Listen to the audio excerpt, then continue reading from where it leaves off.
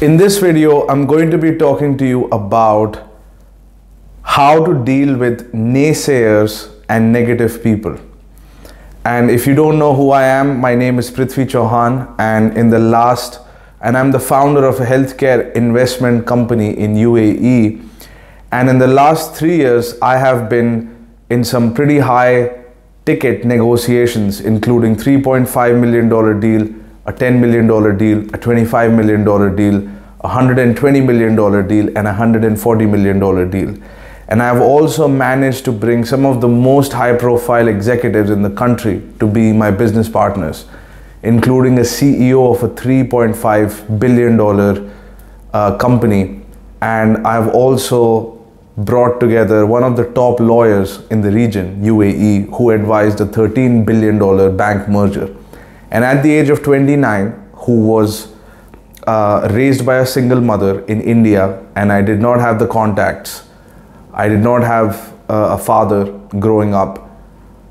I moved and flew to UAE to build this and managed to get these people together within a matter of a couple of months with no money. And while I was doing this, and I'm trained by Dan Pena, by the way, I went to his Castle seminar, the QLA Castle seminar and QLA Hardcore seminar. These are two programs that he does. Both of them cost 20,000 pounds each. And while I was doing this as a 29-year-old in UAE, I came across so many people who were naysayers, negative people, that I went to them to present an opportunity, and rather than encouraging me, they started to lecture me as to how I was thinking out of my ass and I was thinking beyond what was possible. And actually what I was proposing had been done by several people in the region, and still these guys were saying that it's impossible or it's very unlikely. You know, these days they're very careful. They don't say impossible. They say it's very unlikely.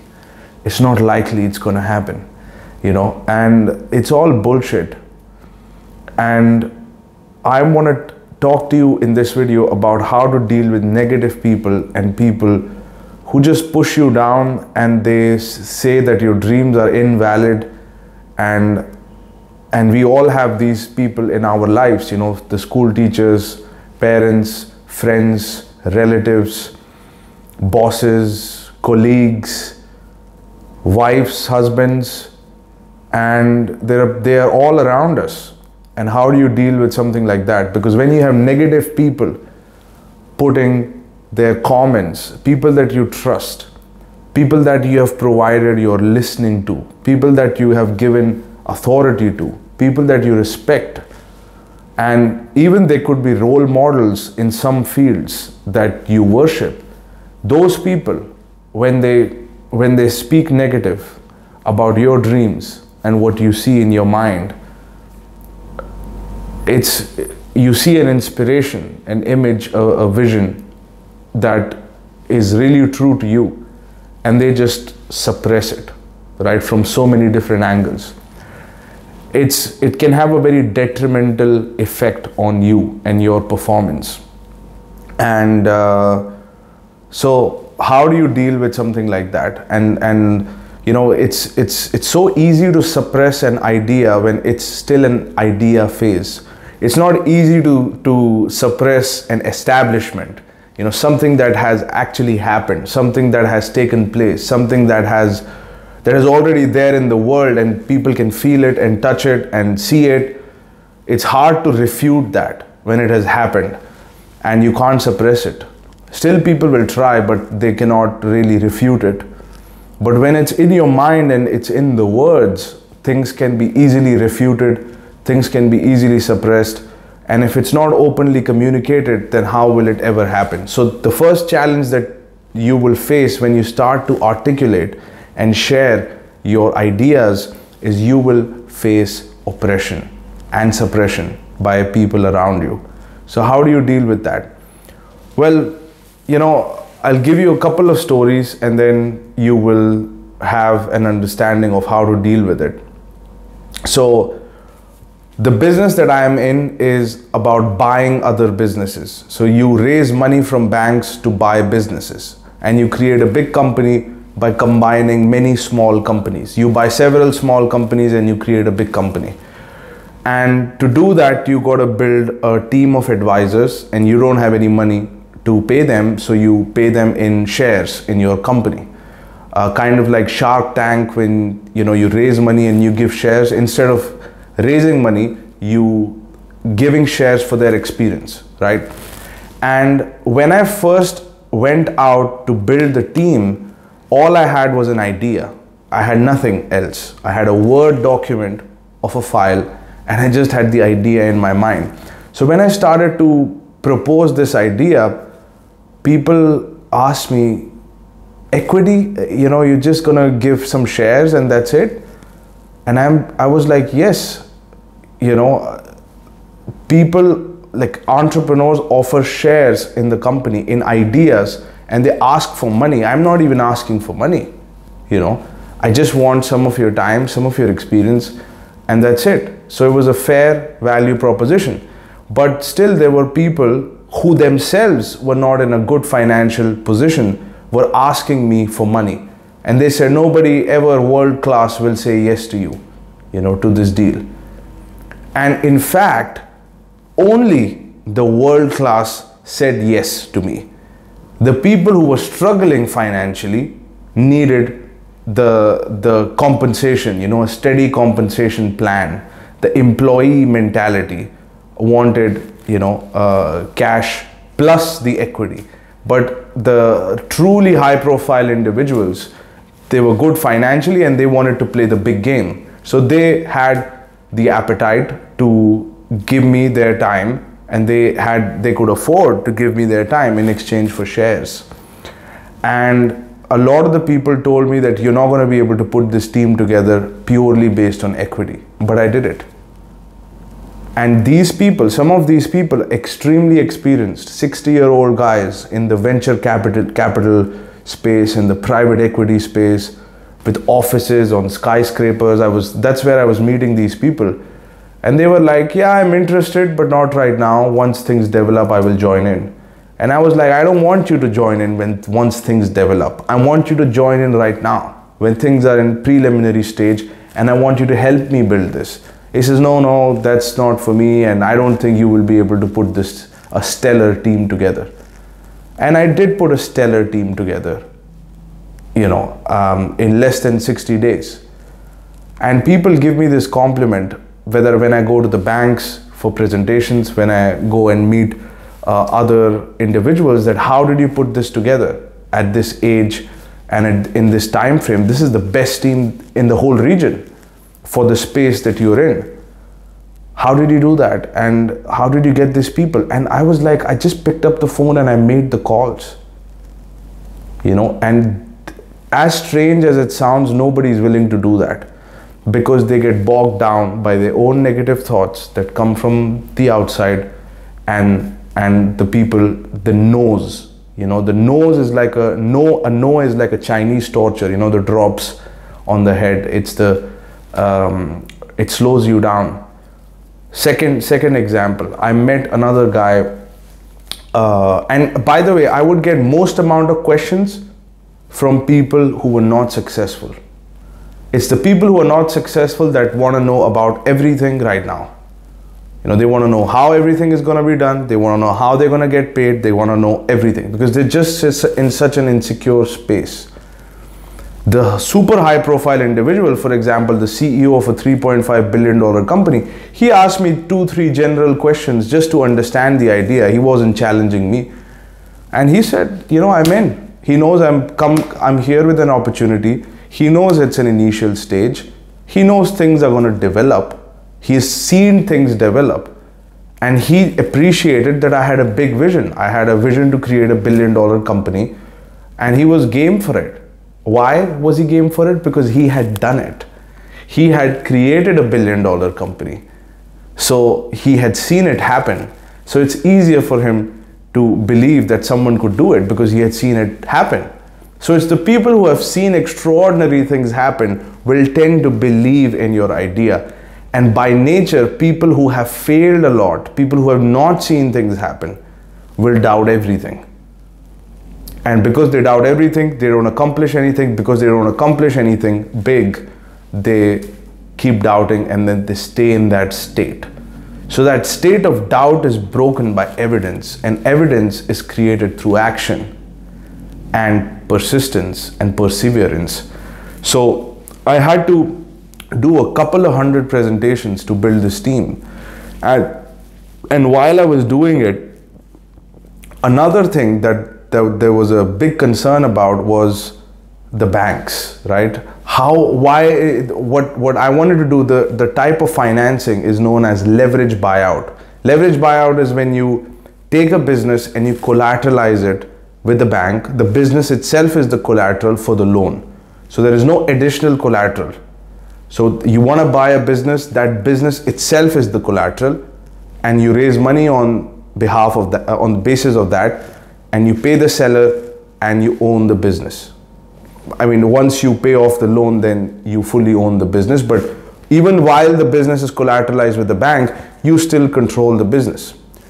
So this is known as leverage buyout. It's a complicated subject, but anyway. So I proposed that we're going to do leverage buyouts to a chief financial officer of a hospital.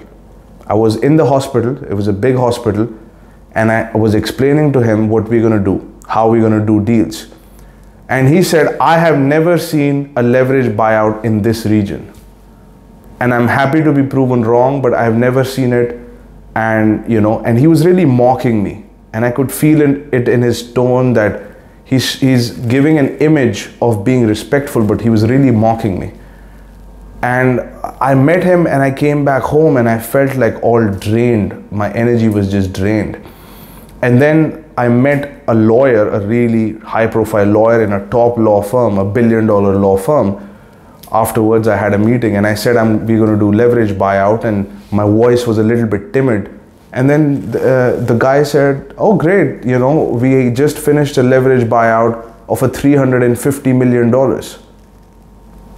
So one guy who's from a very successful law firm, who has done many deals, has done a leverage buyout recently.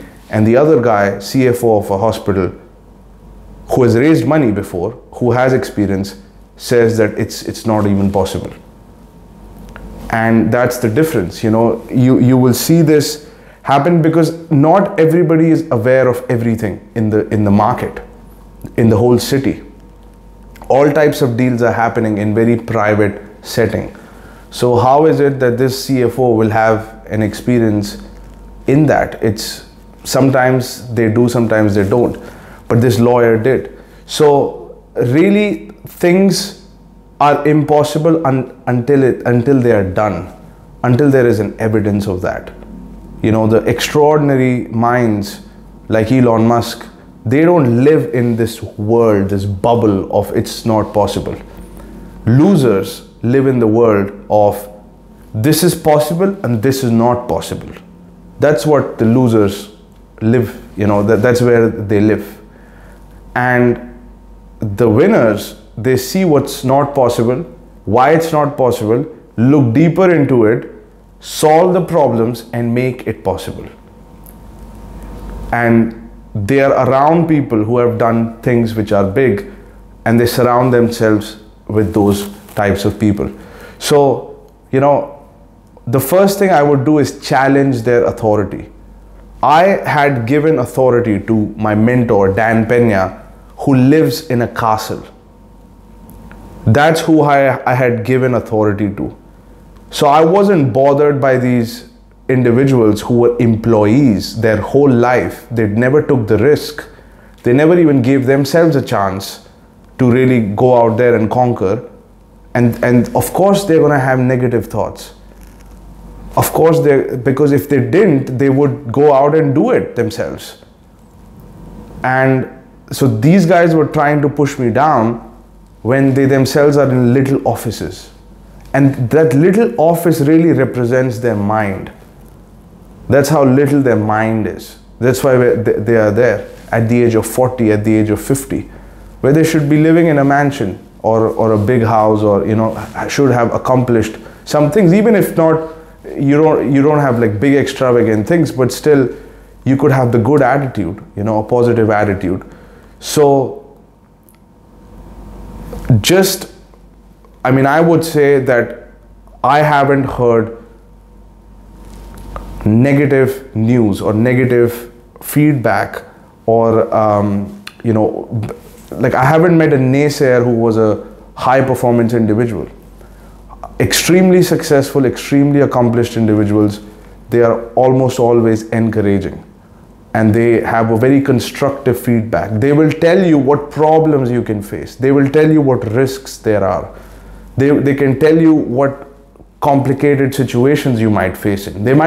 That's a different kind of communication than being a blatant naysayer, like a cynical tone in their voice. And once you detect that, just disqualify them, because you will see and you will find out oftentimes that they are not at the level that you don't want those people on your team. You don't want those people around you. You want people that uplift your doubts. You want people who say that, hey, listen, it's going to work out. We're going to find a way. And I did find someone, in finance who had a can-do attitude. We're going to get this done. Don't worry, Prithvi. We're going to get it done. We're going to get it done, We're going to find a way. We don't know it yet, but we're going to find a way, And those are the types of people you want: upbeat, encouraging, enthusiastic people around you. And that's how you deal with negative people, is by not giving them authority because they don't deserve it. And if you don't give them authority, what they say doesn't matter, and it doesn't mean anything. Because when things do happen, it's just that little zone when things haven't occurred yet. Even when things start to happen, like this guy said, you can't put a team together. And then I found few members who agreed what he said. In fact, everything that guy said becomes invalid all of a sudden. And then I found this other guy who said leverage buyout happens, and we have done it for $350 million deal. Then, well, the guy, the CFO of the hospital, he was just basically a loser. And it's done. And how I was raised, I was made to give authority to people who were older than me. So the moment I saw some gray hair, I would immediately give the authority. Or the moment I saw somebody has a title, a big title, right, I would give the authority. Or somebody has an office, I give the authority. I mean, you can't have authority based on that. And even people in authority, people who have accomplished things, even at times they will discourage you, and that doesn't mean anything.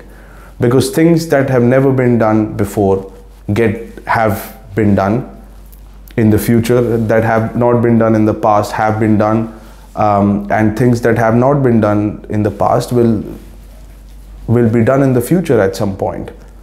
And it's just a question of time, and it's just a question of commitment. And the real question is, are you committed? Because ideas come into reality through commitment. And when you commit to those ideas, and almost every idea can be true, but the question is your commitment. That's the factor. If you're committed and if you really stand for it, you can breathe ideas into existence. And that's the lesson here. I'll talk to you soon.